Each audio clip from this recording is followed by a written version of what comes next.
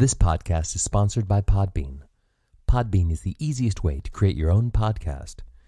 We use Podbean to host Plot Twisters. Download the free Podbean podcast app to start, record, and publish your very own podcast in minutes. Podbean provides everything you need to run your podcast, and you can record and publish episodes directly from the app on your phone. Download the free Podbean app today. That's Podbean. Head on over to Podbean at www.podbean.com and use the code PODCAST21 for your first 30 days of podcast hosting for free. Check it out.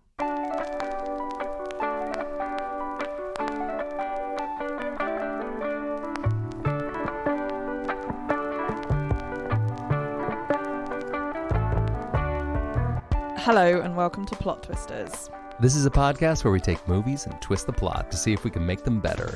And if not, more scientific. At the moment, we're talking about teen movies from the 80s. On this episode, Weird Science from 1985. I'm Emma and nobody likes us. Nobody! I'm Anders, and if you want to be a party animal, you have to learn to live in the jungle. I don't want to be a party animal. If the depiction of party animals is what we see in this film, I don't want to be one. I don't want to live in the jungle, no. to be honest, with all the bugs and stuff. Actually, I kind of do. Because it depends, though.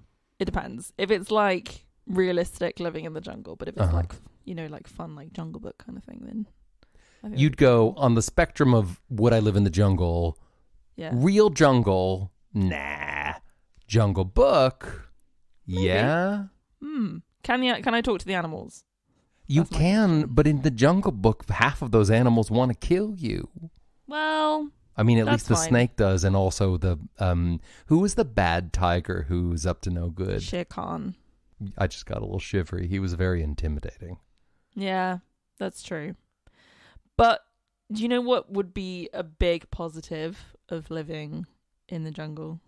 You get to hang out with orangutans and sing about why it would be cool to be a human and have fire, and also bare necessities, and also bananas. Yeah, all of those things. I also wouldn't live in a world in which this movie is a part of, or I have anything to do with it. There's no John Hughes in the woods. There's no weird science in the woods. Yeah. Run away. Yeah. Get out of town. Literally live in the jungle. Live in the jungle. Live with the animals. Everything's fine. This isn't a thing. Don't have to worry about that. You know? Mowgli doesn't need to see weird science. I mean, neither does anybody. Really, we'll get to that in a second. Save it for the podcast. We'll get to that. But like, Mowgli lives a better... What you're saying is, if I can summarize, Mowgli's life is better because he lives in the woods. He thinks he's a wolf, and he's far away from the film Weird Science from the 1980s. Yes. Bold claim. Good idea. I get where you're coming from. Yep. I'm looking... I have the IMDb page for Weird Science open currently, as I often do when we're recording an episode, just so that I can call up facts and actors' names and that kind of thing. And I'm staring. Staring isn't quite right. I guess mesmerized by the poster for this film. And listener, I'd love for you to get your electronic device out of your pocket and just pull up the poster for Weird Science. What's your eye immediately drawn to, would you say? Boobs? Yeah. Sorry.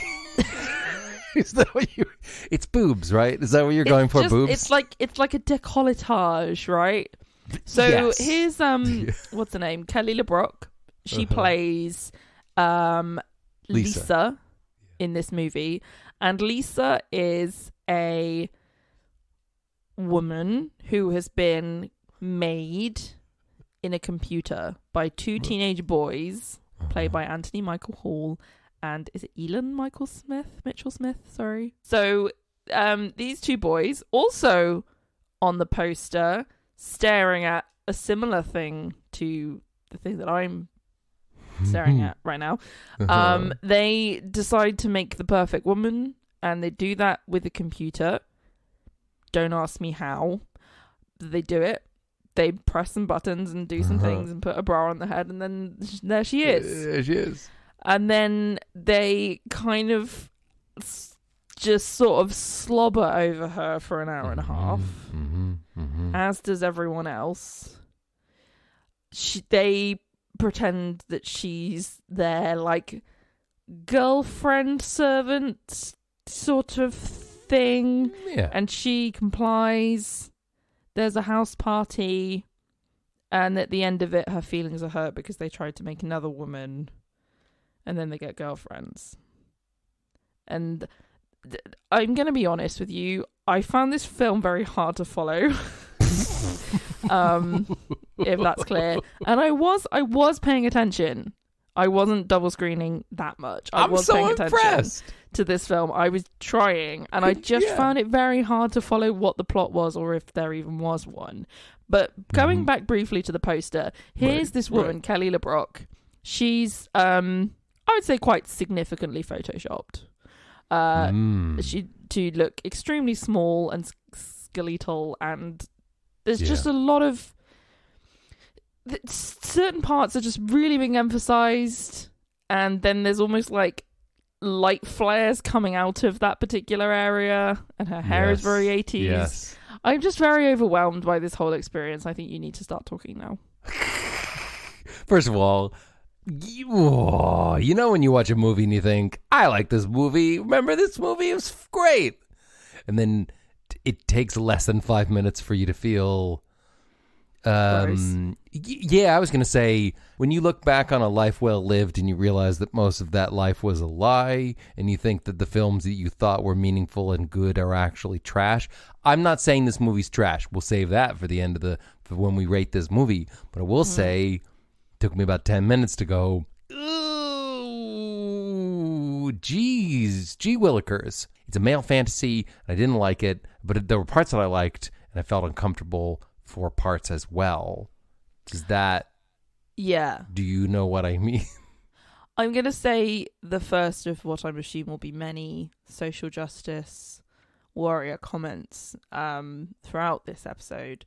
First one being, I was never a teenage boy, so I can't, speak for them. For real? You were never a teenage boy? I was never a teenage boy, but I do feel like, surely, from my perspective, it doesn't seem like these boys want sex. It's more about, like, owning a woman, you know? No, because a lot of it is about other men seeing them with her and seeing, and like there's this whole super strange discussion with Robert Downey Jr. where they're like, oh, you can have our woman if we can have your woman, but they never want to touch her. They look at her a lot, but they're presented with a lot of opportunities to do things with her, apart from the bit where one of them actually kisses her and he's 16 and she's like 25, which is awful, by the way, and super creepy. But like, it's about just like having a woman, particularly one who doesn't have a personality, is bonus points as well, apparently. This movie is about some nerds who are like, let's learn about girls, but I'm pretty sure they don't really want to have sex, and then they're presented with a actual computer lady who goes, whatever you want. And it gets really weird, and then they cover all of that. They present a weird problem that is uncomfortable and creepy, thanks John Hughes. But then they're like, it's fine because we'll just throw a big party and rely on some, common sort of 80s tropes, and everything will be fine in the end. I'm still staring at this poster. I'm going to have to close this tab. I want to say some positive things and some negative things. Ooh, okay. Yeah, nice. Which would you like first? Okay, we've already said some things that are negative. Let's do as much positive as we got about this movie. Then we'll really drill into why it was terrible for people and why nobody should watch it anymore. Okay. What do we like? So here's one thing I like. I really, really liked the practical effects. So like any point at which, when there's like the weird magic science, if you will, bits, and like the bit specifically where they turn on the So turn on the, I don't know, do the computer stuff, and then the lightning comes. The hacking, there was loads of very they did hacking. Man, they were really obsessed with hacking in the 80s, weren't they? Like, nobody cares anymore. It feels like, I don't care how you do this. Just use a computer. Yeah. Don't. The password in this skull and bones. Oh, we didn't understand the internet in the 80s. We just didn't. I say I wasn't there, but like it's humanity. All the practical stuff was very cool. The 3D like rendering, the like CGI was very cool. Right. The pacing was very cool. The direction, I think I really liked. I liked how this film was shot. I liked how it looked. I liked the colors, and I liked the practical effects and the music. Yeah, the music was great. Tubular Bells. I love Tubular Bells. So good. So good. I mean, hey, whatever. Like the whole, like, who did the song for this movie? Oingo Boingo or something? Like the theme song was awesome. Really Weird science, right? That was a banger in its own right. Fantastic. Yep. Kind of Ghostbusters adjacent in some ways. It was a bit weird science. It was a bit, like... Yeah, because and also they turned Bill Paxton into a basically a Slimer at the end. True. Spoiler alert. Can I tell you two things that I really liked about this movie, and then we can bash on it a little bit more? Shoot. I really liked the close-up scene when it was just their mouths back and forth talking about what that was cool. Yeah, that was cool. Despite the fact that there were two close-ups of their mouths talking about how they can go hit on those girls, and that was weird. But like, I really liked that a lot. Out of nowhere, mouth to mouth to mouth to mouth to mouth. And then the second thing that I really liked, and I'm not sure if it's one of those things where it was so weird that I think I liked it, but actually I hated it, Mm-hmm. It's like that thing where sometimes you'll go to like H&M and you're trying on a bunch of clothes, and if you're me, it's mostly beige and brown and green things, but you'll pull like a spicy red, like flourished sort of button-up shirt with like a weird scalloped collar, and you think, I don't know, maybe it's so out there that maybe I love it. Yeah. And maybe this is the thing that I've been looking for my whole life, and I've just found it here on the sale rack at H&M on my lunch break. If you know what I'm talking about, you know what I'm talking about. Yeah. But for me, that spicy little number was none other than that weird part of the party where all those motorcycle people came in.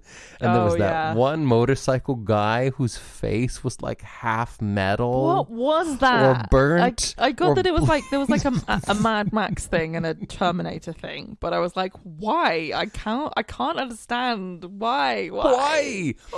And his face was sort of bleeding around the edge of this metal half mask. Did you notice? And I couldn't tell if he had been in an accident and some sort of a mask had been fused to his face, or if it was covering up a face, ailment, like the Phantom of the Opera. And I was really perplexed and drawn to this man with the silver mask, the man in the iron mask, if you will. I liked that part. Yeah, I have a few things to say. Okay. I'll go like in reverse order of what you said. The Mad Max people, very fun. They should turn up in every movie. Why not? Why not? Then also the red shirt thing. In case you're wondering, every time I find a red shirt like that, I will buy it and I will wear it. No question. Sight unseen. My entire wardrobe is consisted of that exact moment of going, ooh, that's different. And the final thing is when you talk about the mouth bit, the bit with the fast talking mouths, just to raise the academic status of this episode somewhat. Right. There's a very good play that Waiting for Godot. Samuel Beckett was the guy who wrote that, and two guys sitting around waiting for a guy who never shows up. Yeah. Right. And Godot's God or whatever. Maybe. Yeah. Hats. They switch the hats. They switch the boots. There's a tree. What happens? Nothing. Samuel Beckett also wrote a play called Not I. Have you heard of this? No. It's more of it's like a short monologue, and I will just let me read you the description of how it works. Right. Not I takes place in a pitch black space, illuminated only by a single beam of light. The spotlight fixes on an actress's mouth about 8 feet above the stage. Everything else is blacked out, and in early performances, illuminates only a shadow figure who makes increasingly ineffectual movements of helpless compassion. The mouth utters jumbled sentences at a ferocious pace, which obliquely tell the story of a woman about 70 who was abandoned by her parents. Blah, blah, blah, blah, blah. It's basically just someone going... Whoa. For like, I think it's like 20 minutes long or something. What? And it's just... What? It's a theatre, and it's just a light on someone's mouth, and it's really cool. Is it? Yeah, I mean, I think so, but then, I'm weird. Bunch of weird, shadowy murmurs from a dimly lit face going... That sounds like an actual nightmare that I've actually had in my actual life. I think, I'll send you a YouTube video and you'll hate it. It's like one of those things that it just made me think of that, and I don't know why, because it is like a close-up of mouth talking very quickly. And it's the sort of thing that I don't know if John Hughes would have known about that play or like was intentionally referencing it, but it's like filtered down and down and down and down and down through culture until it ends up in this movie with two guys in a shower going, should we bang these girls? Yep, if they'll let us, we should bang these girls. I have a theory about John Hughes that I'm forming as we speak. Would you like to hear it? Yes. And I want to reference something very specific, okay? But then I'm going to pan out to something that's more universal, and then I'll pan out again, and you're going to see the entire universe, okay? If that's like okay. That really cool website, the one where you zoom in really small and then you zoom Google out Earth. Yes, I've been to it before. It's really amazing to see where my house is in relation to other parts of the world. Okay, there's this movie which I'd love you to watch, which is called, it's actually 3 films called The Beaver Trilogy. Have you heard of this? Don't do that. I mean, it is funny, right? Beavers are funny. They're funny animals. They get the 2 teeth in the front. They eat wood. Big flat tail. Flap it down so that the dam doesn't go away so they can protect their children. Mm-hmm. This is a movie called The Beaver Trilogy. And it's weird because what happened is it's this short film about a guy who's being interviewed by the news in a parking lot talking about how he wants to be an actor. And then the next scene is him acting in a play. And then something else happens and it's over. It's a short film. But then the filmmaker made this short film, but then he made it again, and Crispin Glover was in it, and it's the exact same short film. And then he made it again, and it has who was that guy who was in I Am Sam and Milk? Oh yeah, Sean Penn. Sean Penn is in it. He made 3 identical short films with the same 3 scenes. It was about 17 minutes long about some kid who wants to be an actor, called the Beaver Trilogy, right? Right. And nobody really gets, why did this guy keep making the same short film over and over and over again? I mean, it's basically the same. It's shot for shot. It's the same thing. Tweaks it a little bit. Mosley's just making the same thing. I learned about this from a podcast called This American Life. You should listen to the episode. It's called The Beaver Trilogy. It's very good. And then you should watch the movie. If you can't find it on YouTube, I have it on DVD. Send me an email and I will post it to you. Do you know why? Because I'm a nice guy. Okay? My point is this. A guy obsessing over the same experience over and over and over again. And this is where John Hughes comes in. John Hughes, rest in peace, right? Now I see where you're going. Famously, and we're experiencing this in real time as we explore season 2 of our podcast. He kept making movies about teenagers who live in the same little town. Did you know they're all set in the same place? No. They're all set in a made-up place called Shermer, Illinois. What? Is it like the Pixar theory where they're all in the same universe? Yes, but they are all in the same universe. So and they're Molly all Ringwald is actually like triplets. Yes, Molly Ringwald is Molly Ringwald. And Judd Nelson is the big monster from Monsters Inc. My point is this. Yes. We're experiencing this in real time doing our podcast, and we keep watching these John Hughes movies, and they're all set in the same place, and they made them all at the same time, and they're all pretty much about the same thing, which is teenagers trying to figure out how to be themselves. And I feel like every movie we watch, we get one step closer to not only understanding the teenness of it all of the 80s, but also understanding John Hughes, and at the center of his beautiful brain, trying to unpack the shared experience that is teenagerism, right? Being a teen. And in this film, I think he got a couple things right, but it was just one version of that Beaver Trilogy. We was just trying to unpack, what does it mean to be a teen boy? You never were one, and I was one, but it was a long time ago. Watching this movie, the thing I think he got right was that, like, men aren't that great. It's not great. We're not great. I hope you enjoyed the payoff of that very long journey for me to say men are scum. Yes, I did. I always enjoy that payoff. I want to go into, being a grouch about this whole thing. But I need to confess that, so I'm still staring at this poster because Don't I just look at it anymore. I'm trying not to look directly at it, but it keeps like reappearing. Like I'll click on a thing and then it's there again, and then I find myself zooming in and like, wait, no, stop, it's back. It's really weird. It's also okay. This wasn't going to be my point, but I need to keep saying this because otherwise, I need, when you need to just like keep talking about, you have a bad dream and you need to tell someone about it. Otherwise, yeah. It's like she's been very photoshopped so that like her limbs and her waist are extremely small, and she's also like leaning forward in a really weird pose. So her body just looks completely like odd, and then her face is very accented, so it's like sticking out. So it looks like it's been stuck on her body, like her head looks like it's been stuck on her. Okay, I'm moving on.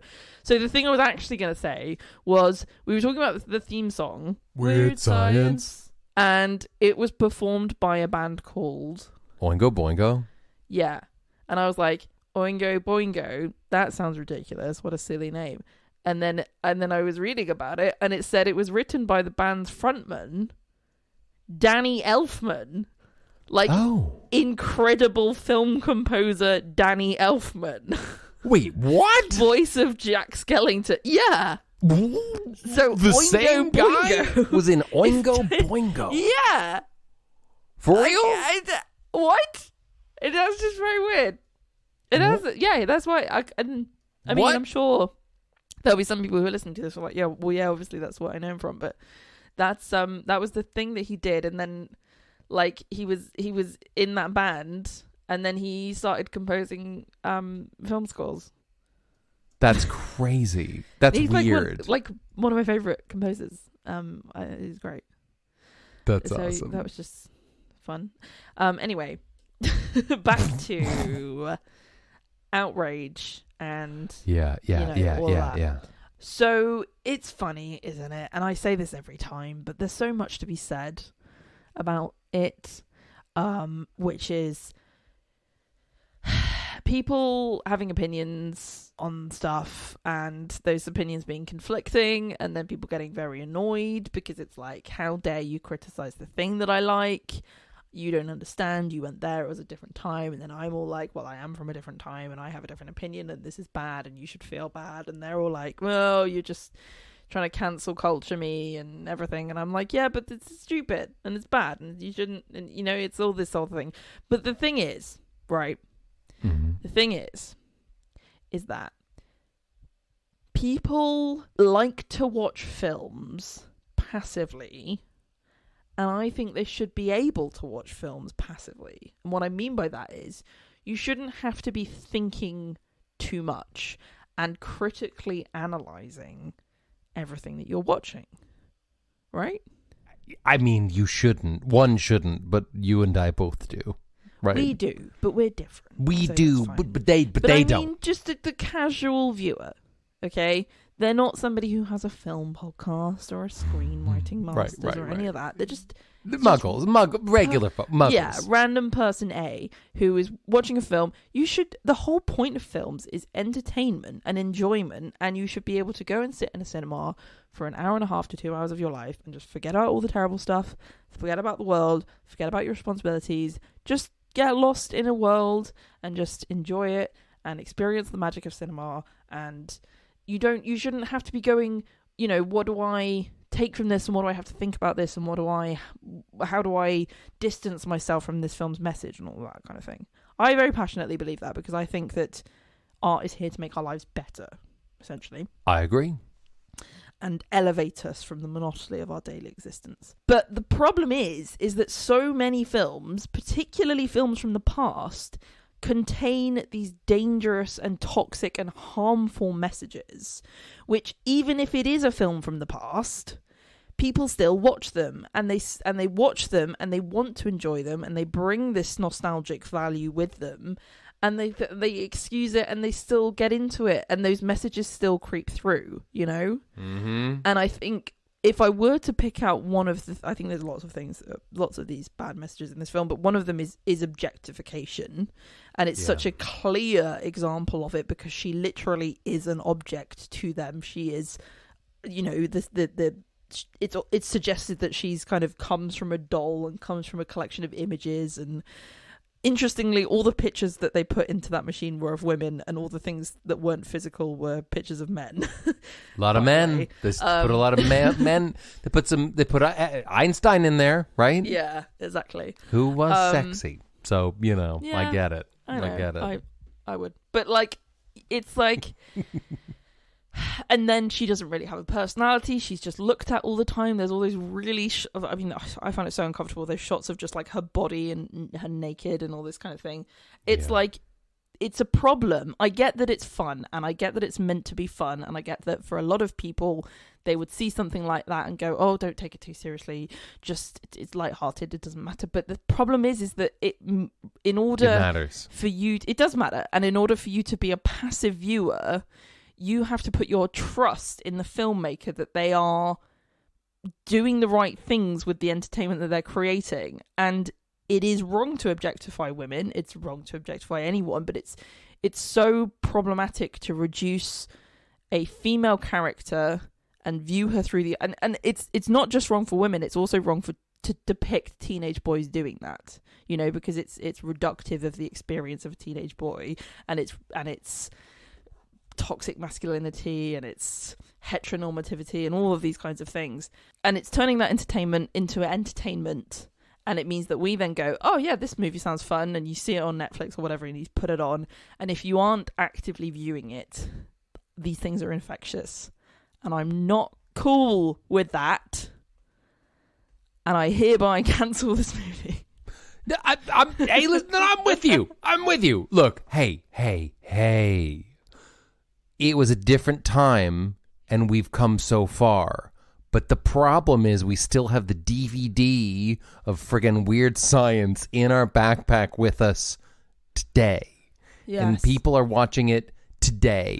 It reminds me a little bit of okay, so do you ever see the 1993 film Jurassic Park? You ever seen that old crazy movie about all them dinosaurs on that island?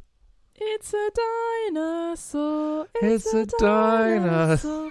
It's another dinosaur.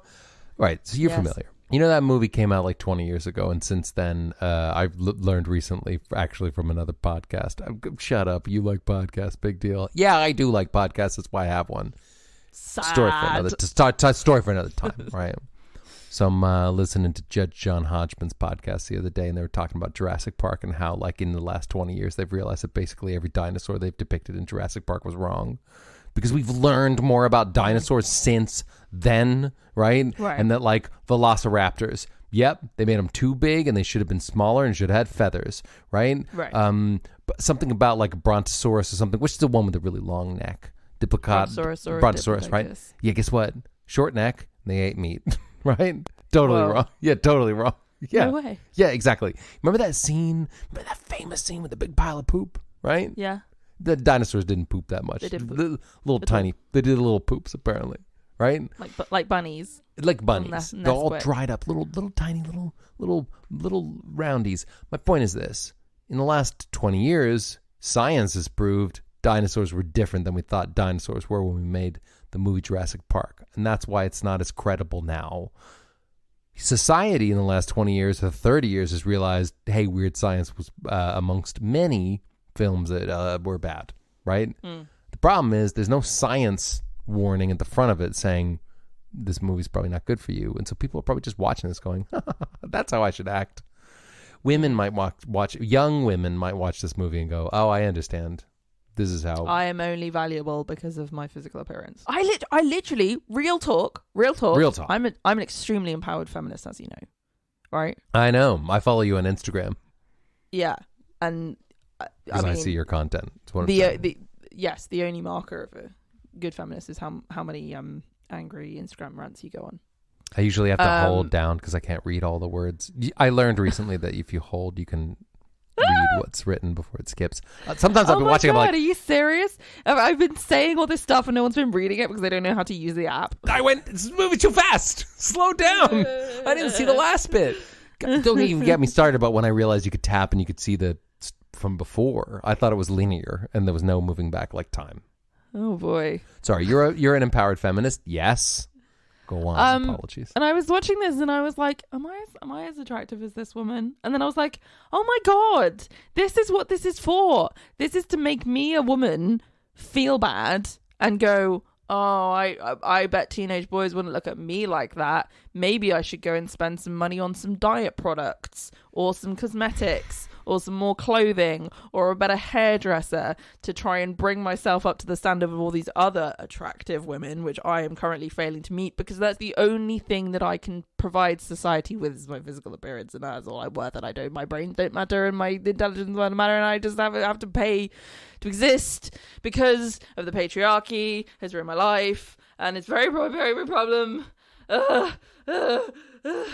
But I'm not a hysterical woman. Don't, you know. No, not at all. Not I'm not emotional. I'm not very emotional. Keep it together. No, but this is the thing. It is. Yes, and I've expressed this before, and I'm being silly here because this is a fun space. It's fun. Everything's fun. But the serious message, and I have expressed this before. I can't remember which film it was. Probably one of the bad ones, where I'm like, I just hate that there will be so many teenage girls who see films like this, and I was one of them who see films like this because they just don't have the knowledge and they don't have the experience and they haven't been ruined by the world yet enough to see films like this and just think I am only worth something to someone because of how I look, and feel that horrible deep sinking feeling, which I'm sure many women can relate to, of looking at something like this and going, I'm not good enough. Yeah. You know? Yeah. They shouldn't have to, and I don't want any woman to ever feel that way ever again, but I know that they will, and I hate it. But here's the thing. Here's the hopefulness coming at the end, right? Yeah. I do think films are getting better, and I think that things are changing, and like you said, you know, things that your kids have experienced at school and stuff, which is new and which is interesting, and we need people to think critically for a bit and be more analytical for a bit and start to look at this stuff with more understanding and context and knowledge.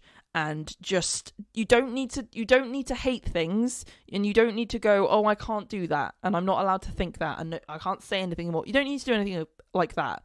You just need to educate yourself, and you just need to try and understand and just support things which are good. And that's it. Everything else you can just chill out about.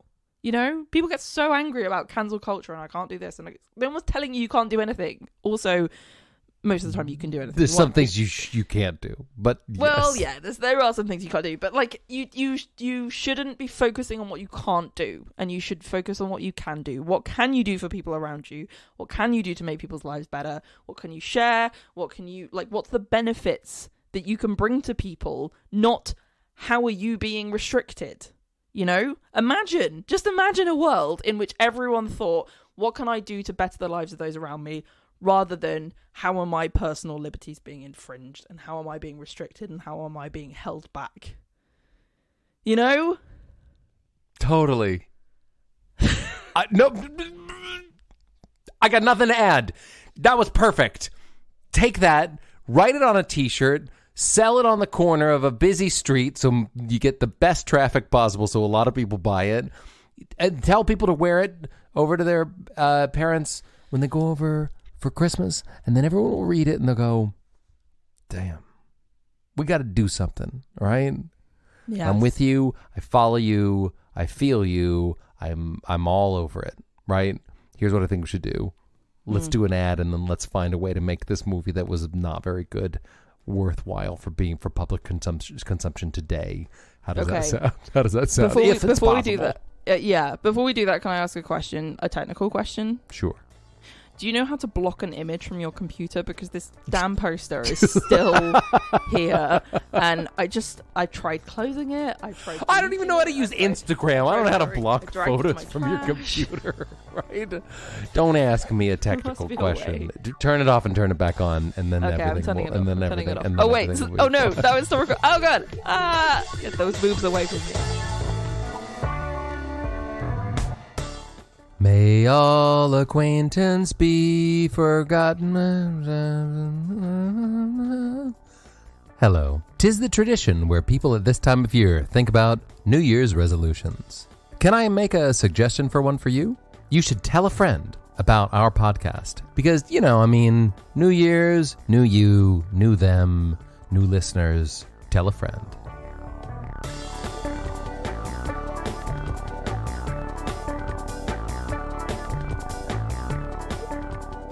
I would like to be upfront about something with you. Okay. This is a safe space for us to be open and honest with each other, right? I believe it is. I've locked all the doors, so we're fine. Good. I don't know how to fix this. And I'm worried that I'm just going to get angry and go on another rant about the patriarchy. So do you have a fun thing for entertainment purposes for the people to listen to and enjoy? Because that's what this is. This is a fun, safe entertainment space. Okay? Yep. Now, I'll say this, right? And I'm with you. And listen, you and I both want to disrupt the patriarchy as much as the next guy, right? Or girl, but mostly as much as the next person. And we want to mess it up, right? And we want to just jump and get people thinking. Yeah. Back in the day, I think if this podcast was produced circa 2005, here's the twist, right? Whoa, what if Lisa's a man? Huh? You never saw that coming. Whoa, a bunch of girls making a man? Right? Here's the problem. Not only would that movie be garbage, right? But also, it would be the same garbage as this movie, but flipped in a worse way, because there would be a bunch of jokes about but it's a man, right? So we're not going to do that. We're not going to do that. Here's what I can offer. I can offer what I thought this movie was going to be like. What did you? Did you just? Was this the first time you'd seen this movie? Yes. Whoa. Okay. Fresh eyes. And a good thing, right? Because they would have messed you up. Would have been messed up. All right, what did you think this movie was going to be about? Well, I thought it was going to be so the bits that I really liked, that I said I really liked, which were the practical effects, kooky, ghostbustery bits. I thought it was going to be like that. I thought it was going to be kind of like Frankenstein, right? But which I think it obviously was referencing, but much more so, like they had to actually figure out how to, because that's part of the cool bit of Frankenstein, is that he's got to figure out how to do it, and then it's kind of a really weird and horrible reason. Here's a question, real quick. Sorry, just so I'm in the headspace. Why did Frankenstein want to make Frankenstein's monster? What was the deal? What was the drive behind that? Just to say he could. It's been a while since I've seen/read any Frankenstein content, but I think it was just because it's a power trip thing. Because look at me, I'm playing God. I play God. I took a bunch of pieces of people, sewed them together. The real monster? I'm God. All right, fine. So it's a playing God situation. Fine. So I'm pretty sure. I mean, correct me if I'm wrong, Mary Shelley fans, but I believe it's that. Shellheads out there, a bunch of shellers out there. Yeah, they're so vicious. Yeah, women invented science fiction. So they did. She did. So I thought it was going to be more. So there isn't much focus on the creation process. Because even Right. we've talked about this before, right? The whole Pygmalion thing, and the she's all that, he is all that. What's the other one? My Fair Lady. A lot of the appeal of that story is the creation experience of going from, you know, A to B, ladybugs to ladybugs with no glasses. She took them off, and she was so. She took them off. Pretty. She's hot now. Wow. Why don't So people just stop wearing glasses if they're so detrimental? Glasses, to everybody knows appearance? this. We've known this from the 90s. Glasses make you ugly. No offense, uggos, right? Take them off. Yeah. Take them off. You're so pretty. You won't know it because you can't see a thing. But we'll know it. And by we mean men. You know. Yes. They know. Swing. Ladies. So anyway, the it's like they don't really do enough of the making of the person. Right. It's literally just like it's like a few minutes. And then the whole focus, it's like, oh my God. It's like Encino Man. Did we say this in the like Encino Man episode? Yeah. No, That's why I hate it's this the same so thing. Oh my God, it's all clear. It's the same. It's two guys and they find a person and then the person is just there and then it's just look at the person, we have the person and it's the same. It's the same dang movie, except it didn't have Pauly Shore in it, which makes it a worse movie for some reason. Or Brendan Fraser. And nobody's wheezing the juice. Buddy. So that's the problem. If you're going to make a monster. Or a lady, you know, focus on that. Yeah. How do you make them? And then I thought it was going to be really cool. Like, she was made out of literal different, like, pieces of a person and they didn't work together and she was all a bit, like, janky and stuff. Kind of like, you know, Sally from Nightmare Before Christmas, kind of a thing with she's stitches all sewn together and then she falls out a window. She can sew herself back together. And, like, maybe there would be a bit of it which Danny is that Elfman. she had, like... Nice. Yeah. Exactly. Weird science. Sewing yourself back together. Yes. Right. And she had like, maybe she had like different pieces of information that like, you know, they downloaded it from a computer. So she's like a computer person. So they're like, you know, I can tell you what the capital of Ecuador is, but I don't know how to open a door. Like but that kind of thing. Yeah. And she's like more of a robot and that would be fun. And they're like, oh, we're going to learn how to speak to women, but she's not a woman. She's like a computer thing. And then they learn things from her and then they try to apply it to real women, but they don't because it's... And the joke is like, oh, they don't know anything about women. You know? Right. Exactly. I mean, look, I agree with you. The thing that should have happened was this movie should have been more about the science of how did you make the human being, because other than... hacking into NASA and then putting on the special headgear, which is a bra on your head, and I guess lightning. That was quite funny. That was pretty good. It was pretty good. I quite like that. Yeah, I liked it too. Why are you wearing these bras on our heads? It's ceremonial, right? No further questions. I feel like yes, they could have really honed in on that and like, you know, so I guess because they were watching Frankenstein. Okay, at the beginning, this was sort of pitched as like a Frankenstein, but for the modern era, and by modern I mean 1985. So, you know, if they had made this movie and it was really like if they had spent the first 2 acts, or at least act and a half, trying to make the Frankenstein lady, and then realizing through a bunch of mishap and also the moral tale that you shouldn't make a lady, but you should just learn how to talk to the girls at your school, and then they could talk to those girls and be like, sorry, we made a monster. And the monster, and by the way, I don't know Frankenstein from Adam or whatever, because I've never engaged with that content. Sorry, Shelley, inventor of sci-fi, right? Mm-hmm. You know, TV's gotten really good lately, so I'm all wrapped up in a lot of other content, other tent, as us nerds call it. That's not even true. We're still watching Lost. That show came out like 10 years ago. We got like 3 episodes to go. I've watched like 10 other shows since you started watching Lost. As young as you, and I have kids, and it's complicated. But I'm pretty sure I think they're in purgatory, right? That's an aside. The point is this: if the movie had spent most of the time trying to figure out how to make these monsters, and maybe the lady turns into a monster because That's what happens when you piece together a bunch of body parts, right? She Yes. is a monster. Yes. And at first she's like beautiful and they take her to the dance and stuff. And everyone's like, what are these nerds with this beautiful lady? Dunno, Yeah. she just likes us. But then she starts to fall apart, literally, or turn into a monster. I think this is the key thing that you need to do to fix this film is it needs to go wrong. Like, Yeah, the exactly. experiment has to go wrong. Otherwise, what's the conflict?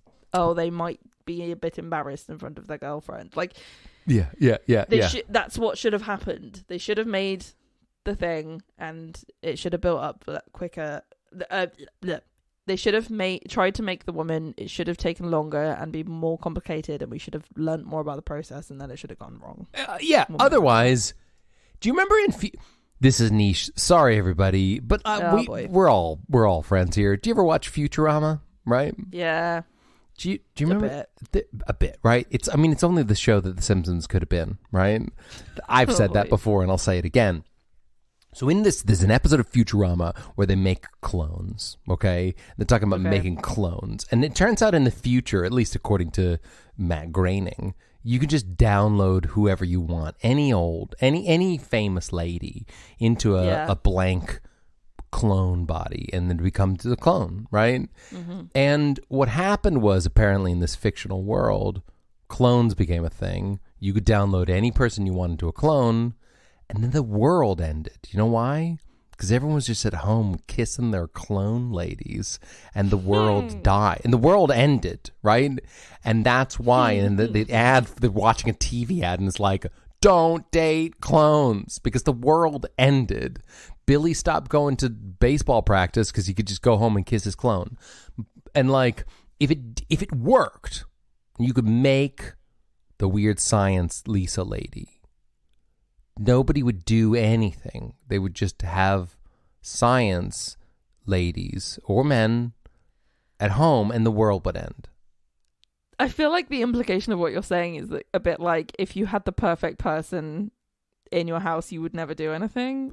I wouldn't. A lot of life's, mountains that you need to climb would just erode into a flat surface. Do you know what I mean? I don't know if I agree. If you could we're both legally bonded to another human. So absolutely. And who's to say our partners are not robots, right? And magical and wonderful. Obviously, jokes aside, if you could make a person that literally could magic up a car or money or do whatever, then you. Oh, sorry. I see. Right? They have to be magic. That was the part I was Lisa is magic. She can make anything happen. I couldn't have a magic partner and not be magic myself. I'd be like, I want that. Even genies need love, right? Yeah, true. Everybody needs companionship. If you could magic up any celebrity and not in like a kissy way, just like any. Thanks. Who would you download? For how long do I have them? 1 week. Ooh, I'd love to go on a caravan trip with Robin Williams. That's a great choice. Right? Oh my gosh. We'd show up and we're gonna like put up the tent, and you go, "Ooh, let me help you. Ooh, I'll put the tent up real fast." And I'll go, "Robin, you're the best." And he goes, "You're the best." Right? And he'd cook me dinner, and we would just talk about the golden age of cinema. What about you? Who would you caravan with, or whatever you choose? I guess and this is very much honoring a very recent event. I maybe choose Betty White. Like, yes, she was pretty cool. Yes. Let's hope someone saved her file somewhere, because good lady. Here's how we fix this. They take longer to make the woman. It doesn't work. Everything's a disaster. They go to high school and they try and implement some of the things they've learned from Lisa on real women, but they realize quickly that she is in fact just a collection of random experiences and pieces of knowledge. A scientist turns up. A weird scientist, if you will. Weird science. And they are very excited about this discovery. They give the boys like some money or something and like, "Oh, well done, you did an amazing thing. Tell me about how you did it. This is going to be really cool because we can use this for Yeah. healthcare purposes. They're going to use it for the military. Just sorry. That's what it's not for healthcare. They're going to end up using it for the military probably. Attack of the Clones. Then that's where that came from. Well, the scientist and Lisa run off into the horizon and the boys get the girlfriends and this is weird science. And there's way more practical effects. Boba Fett was a clone. Yeah, I know. Wait. Oh, sorry. I thought you were telling me that as a piece of information. I now realise that you wanted my validation as an. That's all I got. Fact. His kid was a clone too.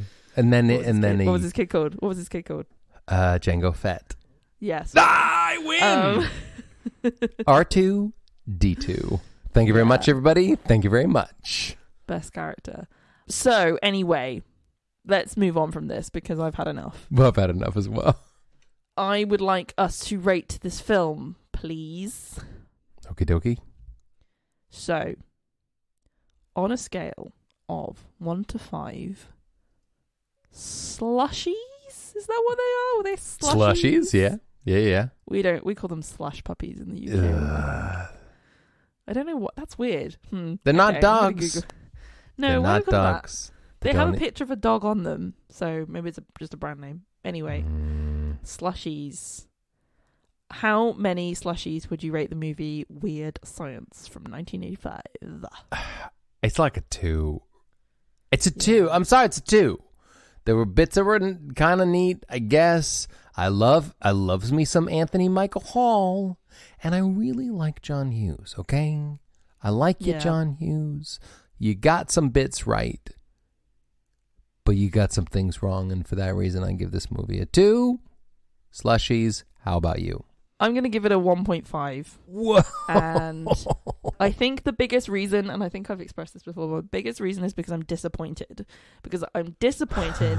I thought I was going to watch a fun, practical effects, Ghostbusters, weird scientist sci-fi movie, and instead I got a boob movie about boobs, and I didn't want to watch it. I mean, they're very mesmerizing boobs, and I'm still staring at this picture, which is now my desktop background on both my computer and my iPhone. But I didn't want to see the boob movie. I wanted to see the science movie, and I'm very sad and disappointed in that. Yeah, it was a boob. It was a boob movie. It was a real boob of a movie. Final notice. We don't normally do this. Before we go to our final closing words, I have a quick notice. Is that okay? Yeah, sure. I'm starting a YouTube channel. Hey, are you? What? Yeah. And do you know what? You might be on it in the future. I would love to. How do we do? Do we get on our Palm Pilots and tell them a date that works for us, and then we arrange the time, and then YouTube shows up? And then I will put it onto a floppy disk and I'll post it to our listeners. So I love the floppier the better. That's what I always say. If you can flop it, I'll stick it into my computer. What's your YouTube? Tell us about your YouTube. You do talk now. So my YouTube username is mstix, which is EMSTIXX. So check it out. It's going to be film stuff, makeup stuff, silly stuff. You'll be there sometimes. Hey. We're going to talk about retro things. We're going to talk about old films. It's going to be great. So look out for that. It's coming soon. If you like our voices and our content, then you can see us in person and see what our faces look like. Whoa. If you like what we sound like, you're going to love what we look like. Right? Yeah. Anyway, that's to look forward to in the future. But right now, something's going on here, Anders. I have a feeling we're not going to approve, Emma. Absolutely not. Absolutely not. I disapprove. That's my thing. Anyway, thanks for listening to this episode of Plot Twisters. Please leave us a review on Apple Podcasts if you got the time. We'll see you next time. Bye. Bye, bye, bye, bye, bye, bye, bye, bye, bye, bye, bye.